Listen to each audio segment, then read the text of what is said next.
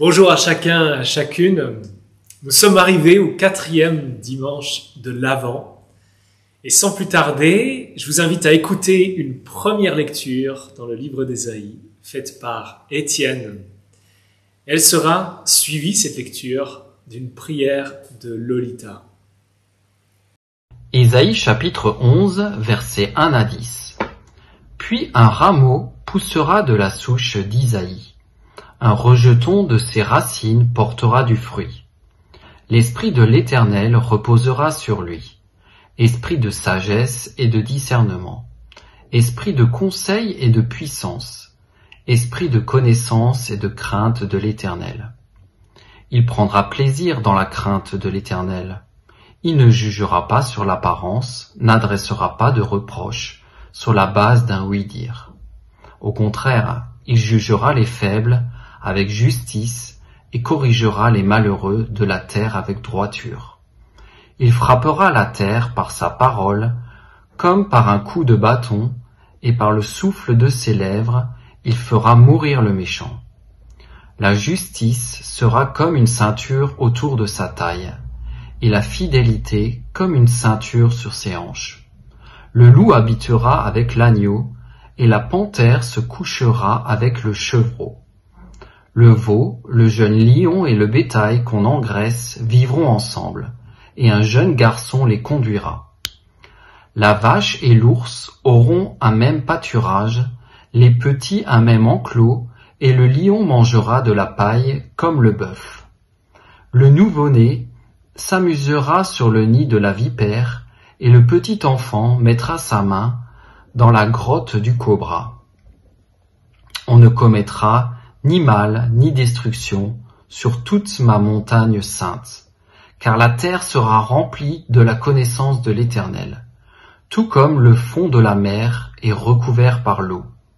Ce jour-là, la racine d'Isaïe, dressée comme un étendard pour les peuples, sera recherchée par les nations, et son lieu de résidence sera glorieux.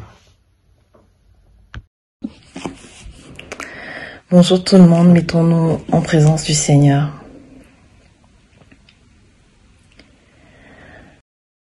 Waouh, Père éternel, Dieu tout-puissant, merci pour ce texte que nous avons lu et merci pour ta toute-puissance, Père éternel. Vraiment, nous sommes subjugués par ce que tu es capable de faire. Toi seul, tu as le pouvoir de rendre de telles choses possibles, de permettre que des espèces qui sont censées s'entretuer, des espèces qui ne sont pas de même nature, puissent se côtoyer ensemble. Père éternel, toi tu le peux, même lorsque cela va au-delà de notre propre imagination, de notre propre intelligence. Tu nous rappelles que tout est possible avec toi et par toi. Merci Père, merci pour la foi que tu nous donnes en toi. Et merci pour ton amour, parce que cela est possible par amour, Père. Tu nous apprends à nous aimer les uns les autres comme toi tu nous aimes. Merci pour l'amour que tu nous as porté en nous envoyant ton Fils Jésus-Christ, qui est mort sur la croix pour nous témoigner de cet amour. Donne-nous d'apprendre à nous aimer les uns les autres comme toi tu nous aimes. Donne-nous de refléter cet amour au quotidien dans notre vie. Merci pour ton amour, merci pour ta paix qui surpasse tout entendement. Au nom de Jésus-Christ. Amen. L'Avent nous parle de l'arrivée, de la venue du Messie. Et si le prophète Ésaïe annonce la venue d'un bébé, d'un enfant, au chapitre 7 et 9, il nous parle ici d'un adulte. Mais comment le décrire ? L'accent n'est pas mis sur son apparence. Après tout, il est décrit comme un rameau qui sort d'une souche, un simple rameau. Par contre, c'est son être intérieur qui importe. La plénitude de l'esprit reposera sur lui. Il est décrit comme juste et bienveillant, ne jugeant pas sur les apparences.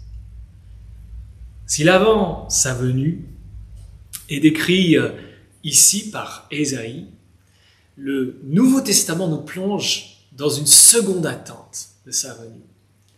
Et les versets 6 à 10 d'Ésaïe l'envisagent.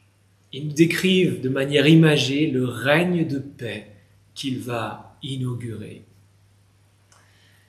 Avec cette perspective sur le roi qui est annoncé, avec l'espérance qui s'attache à sa venue, je vous invite à chanter « Il me gardera, il me gardera ».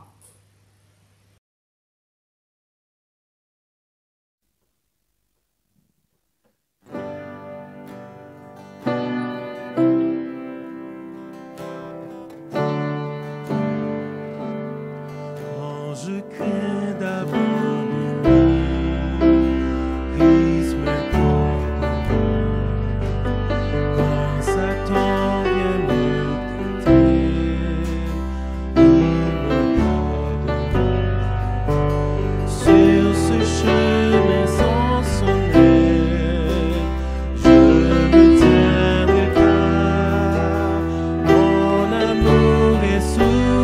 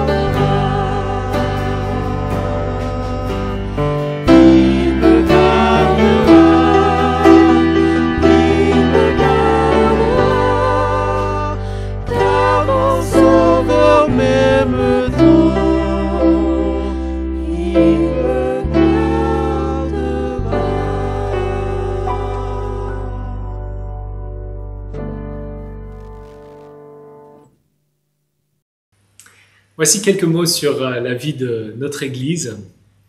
Cet après-midi, à 15 h, il y aura un concert de Noël pour familles et enfants présenté par Denisa. Et vous allez pouvoir y assister en cliquant sur le lien qui vous a été envoyé hier par l'adresse de l'Église. Et vous pourrez donc suivre ce concert qui a été préparé pour Noël. Nous n'aurons exceptionnellement pas de rencontre découverte pour les 2 prochaines semaines. La prochaine rencontre découverte aura lieu le 5 janvier. Il n'y aura pas non plus d'études bibliques ce jeudi 24. Par contre, il y aura le 25 décembre une célébration de Noël. Exceptionnellement, elle ne sera pas suivie d'un repas. Mais nous espérons, pour ceux qui le souhaitent et qui pourront y participer, célébrer ensemble la venue de Jésus. Si vous souhaitez participer à l'un des cultes de dimanche prochain, nous vous invitons à vous inscrire grâce au formulaire d'inscription qui vous est envoyé par le mail de l'Église. Vous pouvez aussi prendre contact avec nous par le site sèvres72.org avec la fiche de contact.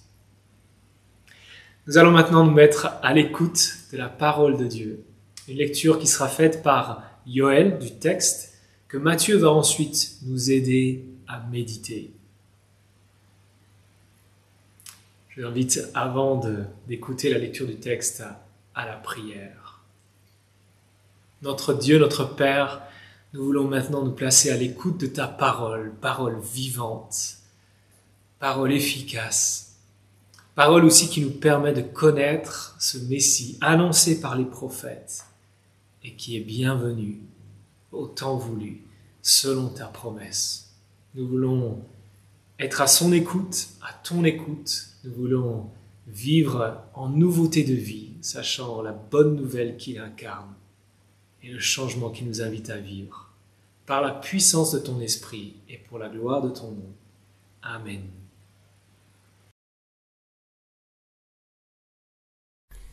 Bonjour les amis, je vais lire l'évangile de Matthieu, le chapitre 2, les versets 13 jusqu'au verset 23. Lorsqu'ils furent partis, un ange du Seigneur apparut dans un rêve à Joseph et dit : « Lève-toi, prends le petit enfant et sa mère, fuis en Égypte et restes-y jusqu'à ce que je te parle, car Hérode va rechercher le petit enfant pour le faire mourir. » Joseph se leva, prit de nuit le petit enfant et sa mère, et se retira en Égypte. Il y resta jusqu'à la mort d'Hérode, afin que s'accomplisse ce que le Seigneur avait annoncé par le prophète : « J'ai appelé mon fils à sortir d'Égypte. » Quand Hérode vit que les mages l'avaient trompé, il se mit dans une grande colère, et il envoya tuer tous les enfants de 2 ans et au-dessous qui étaient à Bethléem et dans tout son territoire, selon la date qu'il s'était fait préciser par les mages. Alors s'accomplit ce que le prophète Jérémie avait annoncé. On entend des cris à Rama, des pleurs et de grandes lamentations. C'est Rachel qui pleure ses enfants et n'a pas voulu être consolée parce qu'ils ne sont plus là. Après la mort d'Hérode, un ange du Seigneur apparut dans un rêve à Joseph en Égypte et dit : « Lève-toi, prends le petit enfant et sa mère et va dans le pays d'Israël, car ceux qui en voulaient à la vie du petit enfant sont morts. » Joseph se leva, prit le petit enfant et sa mère et alla dans le pays d'Israël. Cependant, quand il apprit qu'Archélaüs régnait sur la Judée à la place de son père Hérode, il eut peur de s'y rendre. Averti dans un rêve, il se retira dans le territoire de la Galilée et vint habiter dans une ville appelée Nazareth, afin que s'accomplisse ce que les prophètes avaient annoncé. Il sera appelé Nazaréen.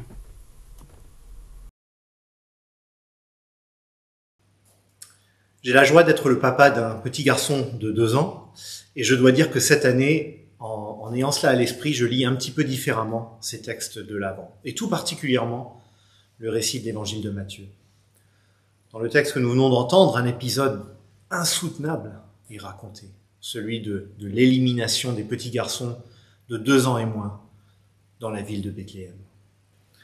Et évidemment, j'ai toujours trouvé ce récit horrible, mais je ne le lis plus tout à fait de la même manière.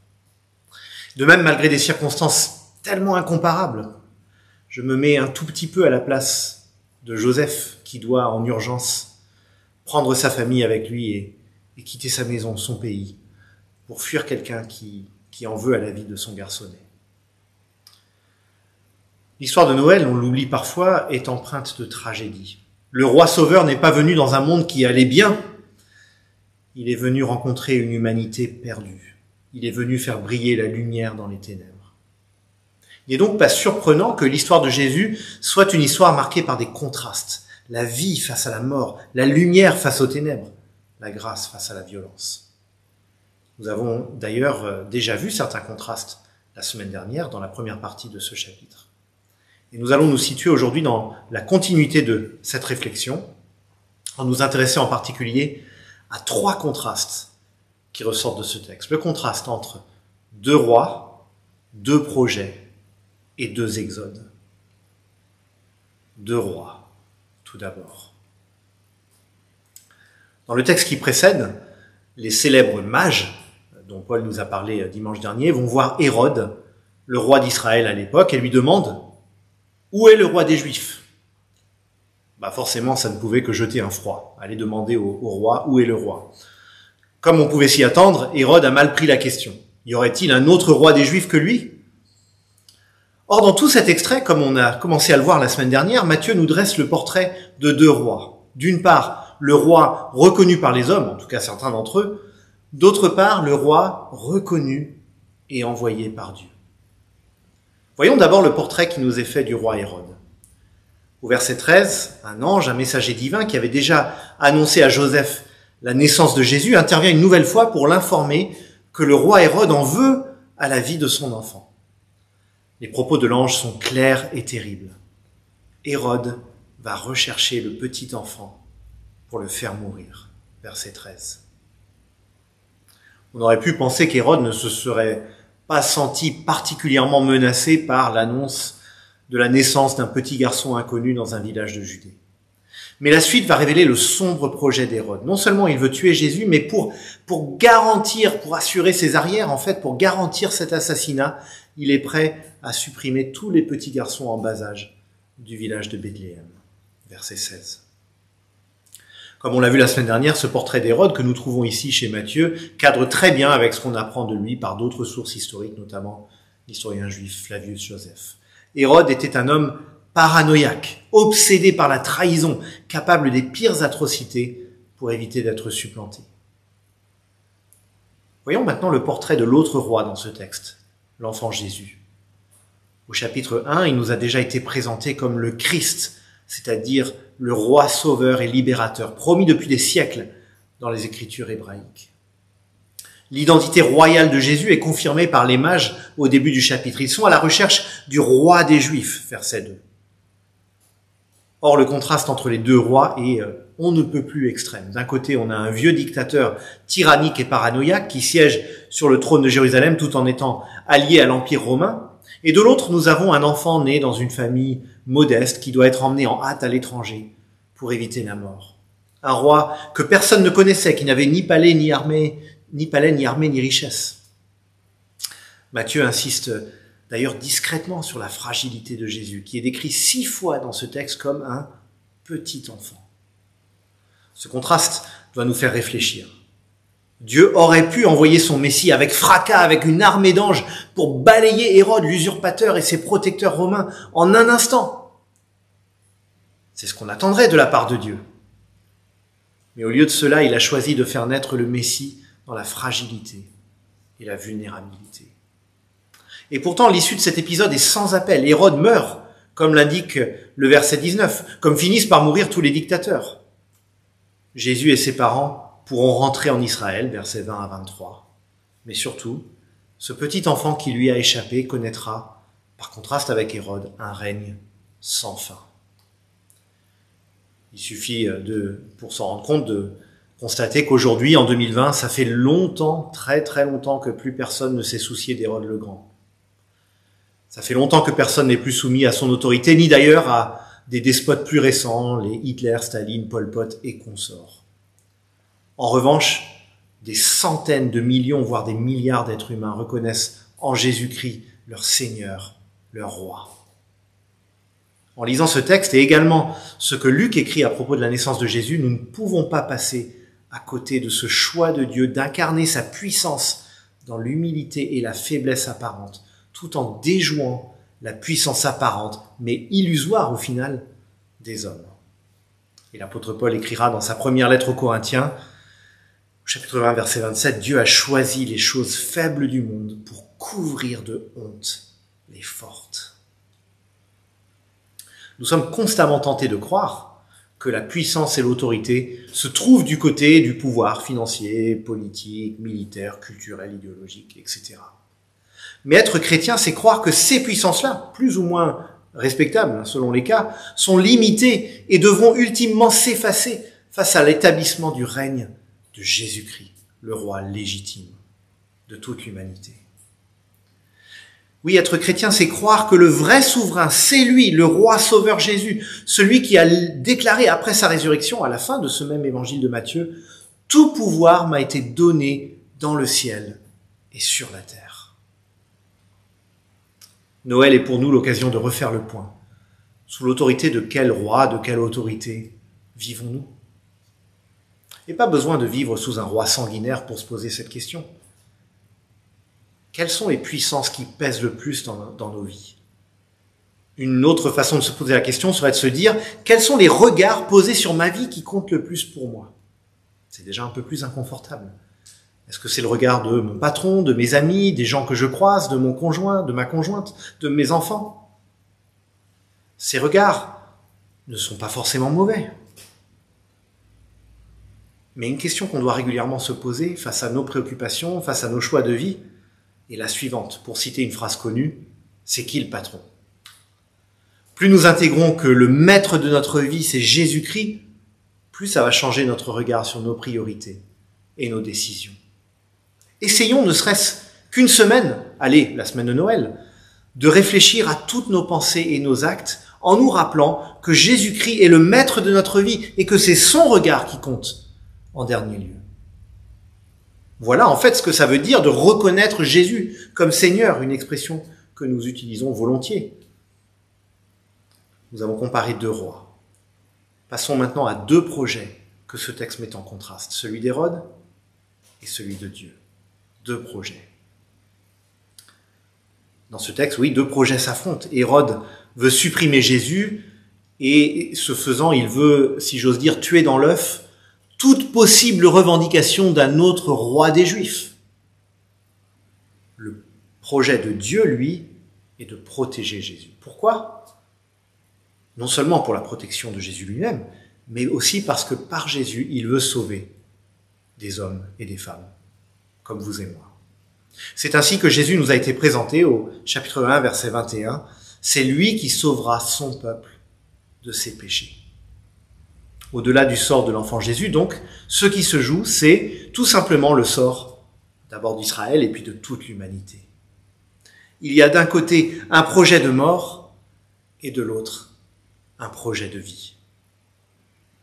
Je me rappelle ces images qui datent un peu maintenant, qui remontent, si je ne me trompe pas, à août 2014 ou 2015 peut-être, ce serait à vérifier, lorsque l'État islamique était en pleine conquête du nord de l'Irak, alors que des hommes, des femmes, des enfants s'enfuient à pied dans une chaleur étouffante dans le désert. Un hélicoptère surgit et des soldats de l'armée régulière irakienne font monter un grand nombre de ces réfugiés pour les emmener en sécurité. Ces images qui ont fait le tour du monde étaient marquantes et émouvantes parce que ces populations traquées par des soldats se voyaient brusquement protégées par des soldats. D'un côté, il y avait un projet de mort, de l'autre, un projet de délivrance, un projet de vie. Et cette opposition radicale se retrouve dans notre texte. D'un côté, un effort conscient et organisé pour tuer Jésus. De l'autre, un effort conscient et organisé pour le protéger. Et il est intéressant de se poser la question des motivations derrière ces deux projets. D'un côté, on a un homme qui, malgré toutes les apparences de la prospérité et de la puissance, Hérode régnait à Jérusalem, eh bien, il est terrorisé à l'idée de perdre ce qui donne un sens à sa vie, le contrôle, le statut. Et pour préserver cela, il est prêt à tout, jusqu'au meurtre de jeunes enfants. De l'autre côté, il y a celui qu'on appelle Dieu avec nous, le Créateur qui est lui-même venu dans la chair, lui qui est parfaitement et éternellement comblé en lui-même, qui n'a rien à prouver à personne, ni à s'accrocher à un quelconque privilège. Un Créateur qui, au contraire, trouve sa plus grande joie dans le don, la délivrance du mal, la vie renouvelée. Au-delà de l'exemple extrême d'Hérode, une première question que nous pouvons nous poser est celle-ci. À quelle autorité voulons-nous confier notre vie? À celle qui veut nous utiliser pour servir son intérêt propre? Ou à celle qui veut nous libérer pour nous faire connaître ce dont nous avons le plus besoin, la paix et la communion avec Dieu? À quelle autorité voulons-nous confier notre vie? Mais l'exemple d'Hérode peut aussi nous faire réfléchir à notre manière de vivre. Car Hérode est l'archétype de celui qui vit pour servir son propre intérêt. Alors bien sûr, il est extrême, et j'imagine que personne parmi nous n'irait aussi loin pour préserver ses privilèges.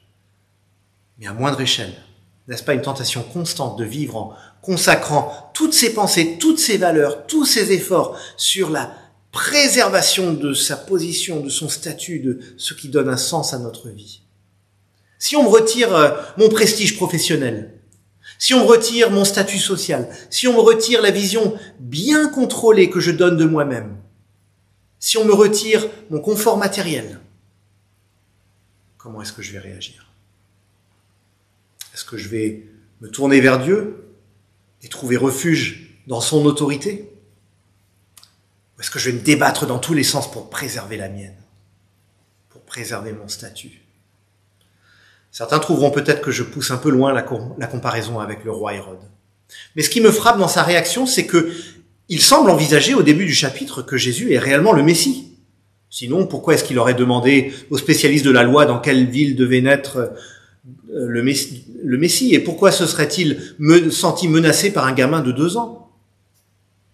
Face à l'affirmation que le Messie est né, Hérode a eu un choix à faire. Il aurait pu reconnaître dans la venue de ce Messie un événement qui exige son adoration à lui, sa soumission face au Maître véritable.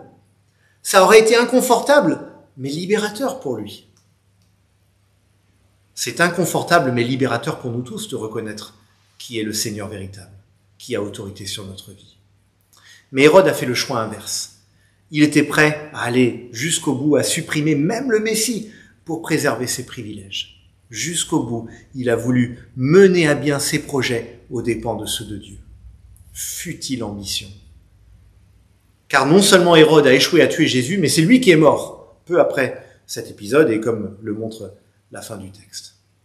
Il a dû rendre les armes face à la limite que Dieu impose à l'homme pécheur depuis la Genèse, la mort. Tandis que Jésus, lui, a poursuivi sa mission après avoir vaincu la mort. Et il la poursuit. Je cite la fin de cet évangile de Matthieu, tous les jours jusqu'à la fin du monde. Alors certes, il ne faudrait pas tomber dans une sorte de triomphalisme. Hérode a échoué, mais au passage, il a terriblement fait souffrir.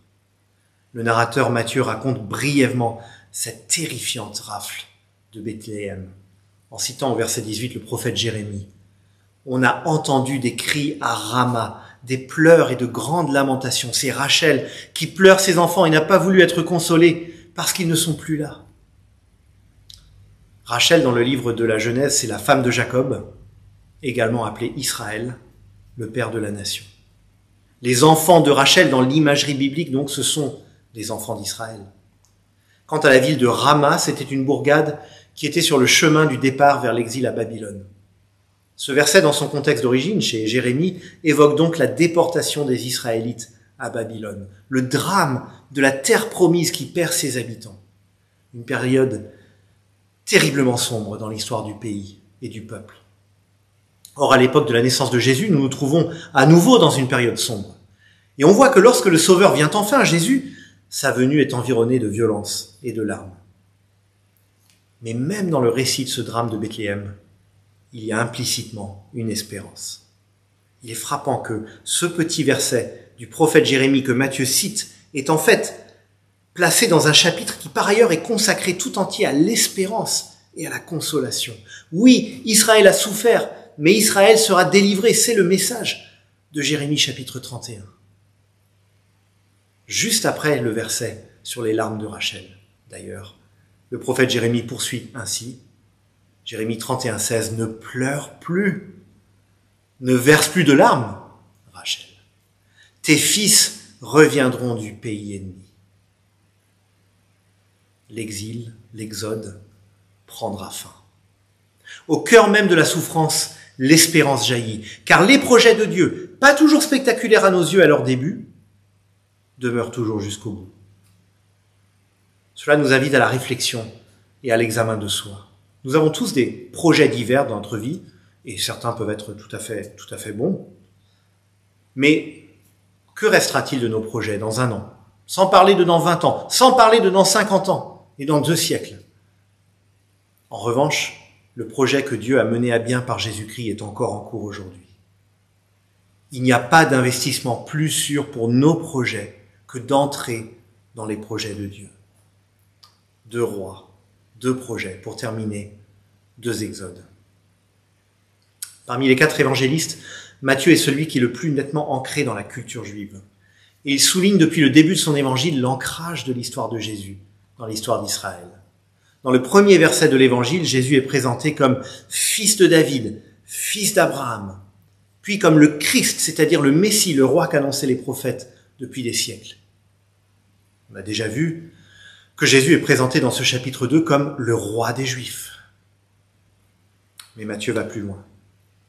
Dans ce récit, il est question de l'Égypte. Il est question d'un père et d'une mère israélites qui essayent de sauver leur fils des intentions meurtrières d'un roi. Il est question d'une fuite, puis d'un retour lorsque le roi meurtrier est mort. Il est question enfin d'un homme qui va délivrer son peuple. Ça vous rappelle quelque chose ? On ne peut pas s'y tromper si on connaît un peu la Bible. Avec insistance, Matthieu établit un parallèle entre l'histoire de Jésus et l'histoire de Moïse, ou plus précisément celle d'Israël et l'exode des Israélites. Écoutez par exemple Exode 4, 19. L'Éternel dit à Moïse dans le pays de Madian, « Vas-y, retourne en Égypte, car tous ceux qui en voulaient à ta vie sont morts. » Tandis que l'ange dit à Joseph au verset 20 de notre texte, « Lève-toi, prends le petit enfant et sa mère et va dans le pays d'Israël, car ceux qui en voulaient à la vie du petit enfant sont morts. » Aujourd'hui encore, l'histoire de Moïse a un fort pouvoir évocateur. Entre la comédie musicale, les 10 commandements, ou un film des années 90 comme Magnolia, où une pluie de grenouilles s'abat sur la Californie, référence aux plaies d'Égypte, les références ne manquent pas. Mais si aujourd'hui l'histoire de l'Exode et de Moïse a encore un pouvoir évocateur, à combien plus forte raison c'était le cas dans la mémoire collective d'Israël à l'époque de Jésus. Et à cette époque d'asservissement politique par Hérode et ses chefs romains, de nombreux Israélites attendaient de tout leur cœur une nouvelle intervention de Dieu en faveur de son peuple, pour le libérer de l'oppression et de la souffrance. Or, qu'est-ce que l'ange a dit à Joseph au chapitre précédent, chapitre 1, verset 21 ? « Elle mettra au monde un fils, et tu lui donneras le nom de Jésus, car c'est lui qui sauvera son peuple de l'occupation romaine, la tyrannie d'Hérode. Non, c'est lui qui sauvera son peuple de ses péchés. » Nous avons déjà abordé ce point il y a 2 semaines. Dieu a envoyé Jésus pour libérer des hommes et des femmes en proie à une captivité bien plus profonde que la captivité aux mains d'une puissance étrangère. Une captivité qui concerne tout autant le Parisien du XXIe siècle que le Judéen du 1er siècle. Ce n'est donc pas pour rien qu'on trouve dans ce récit autant d'échos de l'Exode. Mais Matthieu va même plus loin au verset 15 en citant un verset tiré du prophète Osée. « J'ai appelé mon fils à sortir d'Égypte. » Osée 11, 1. Dans le texte d'Osée, le fils en question, c'est le peuple d'Israël, délivré d'Égypte. Or, si Matthieu cite ce texte, c'est que pour lui, Jésus est justement celui qui va incarner dans sa personne la nouvelle relation que Dieu veut conclure avec son peuple. Il est lui-même le nouvel Israël. Juste après notre texte, Matthieu évoque le baptême de Jésus. De même que le peuple d'Israël est passé par les eaux de la mer des Joncs, Jésus passe par les eaux du Jourdain. Puis là où Israël a passé 40 ans dans le désert, Jésus va passer 40 jours dans le désert, où il va, contrairement à Israël, résister à la tentation. De manière saisissante, Dieu a voulu que Jésus récapitule en quelque sorte l'histoire de son peuple, pour commencer par lui une nouvelle histoire, une nouvelle libération après une longue captivité. Et Matthieu va passer le reste de son évangile à dévoiler ce que sera cette délivrance qui commence à Bethléem, mais passe ensuite par le mont Golgotha, où Jésus est crucifié, où il meurt à notre place pour subir la juste condamnation de Dieu contre nos péchés. Et cette histoire culmine sur la montagne galiléenne, où Jésus proclame sa victoire après sa résurrection. « Tout pouvoir m'a été donné dans le ciel et sur la terre. » Matthieu 28, 18. Et sur cette même montagne, Jésus ordonne à ses disciples d'aller proclamer en son nom la délivrance à toutes les nations, bien au-delà d'Israël, jusqu'à nous, Parisiens du XXIe siècle. Jésus récapitule aussi notre histoire, nos joies, nos peines, à chacun d'entre nous. Il a vécu la souffrance avant nous et pour nous. Il a triomphé de l'épreuve. Il a vaincu la mort. Il a fait tout cela pour nous. En lui, nous trouvons notre nouvelle histoire. Si je suis chrétien, l'histoire de Jésus est devenue mon histoire. Une histoire de fragilité, d'exil, une histoire mêlée de larmes, oui, mais qui a débouché sur un pardon définitif, sur une relation nouvelle avec notre Créateur, la paix qui triomphe de la violence, la grâce qui triomphe de la vengeance, la vie qui triomphe de la mort. L'histoire de Jésus, c'est notre histoire, si nous avons placé notre foi en lui. Si nous sommes encore en exil loin de Dieu, c'est le cas peut-être, sans doute, pour certains qui entendent ce message. Si vous êtes encore en exil loin de Dieu, si vous n'avez pas encore rencontré Jésus-Christ, que cette saison de Noël soit l'occasion de venir à Jésus, qui ramène à la maison, dans la terre promise, dans une relation de paix avec notre Créateur. Si vous entendez ce message et que vous aimeriez en savoir plus sur le fait de connaître Jésus, parlez-nous-en. Contactez l'un des pasteurs pour un entretien.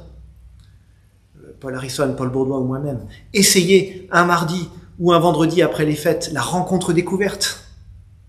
Jésus est venu pour vous. Il change la vie. N'attendez plus. Et pour nous qui avons déjà placé notre confiance en lui, que Noël soit l'occasion de nous laisser bouleverser à nouveau par la délivrance de Dieu et de nous assurer que nous n'avons pas commencé peu à peu à nous remettre sous le joug d'autres autorités que la sienne. Que Noël soit aussi un temps d'audace. Nous pourrons parler de Jésus auprès des nôtres qui ne le connaissent pas encore. Simplement, sereinement, mais joyeusement. Car tout a changé. Oui, le monde est encore plongé dans les ténèbres, mais en Jésus, nous avons rencontré Dieu, Dieu avec nous. Et ça change tout. Amen. Et joyeux Noël. Nous allons maintenant chanter un cantique de Noël. Écoutez le chant des anges.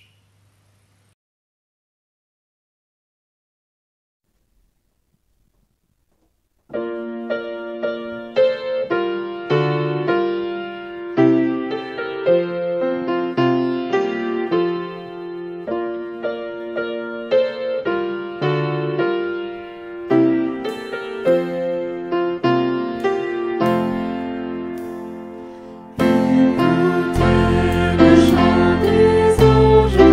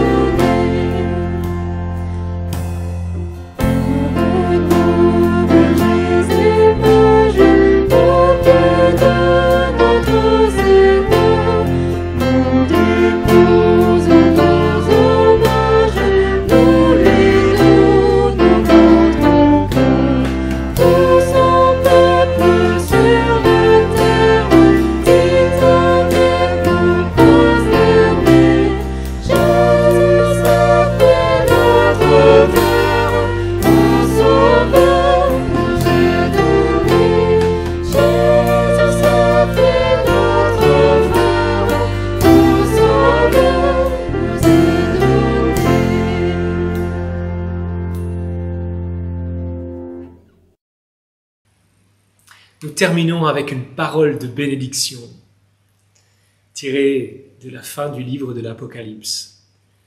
L'Esprit et l'épouse disent « Viens ». Que celui qui entend dise « Viens ». Que celui qui a soif vienne. Que celui qui veut de l'eau, de la vie, la prenne gratuitement. Que la grâce du Seigneur Jésus-Christ soit avec vous tous. Bon dimanche à chacun.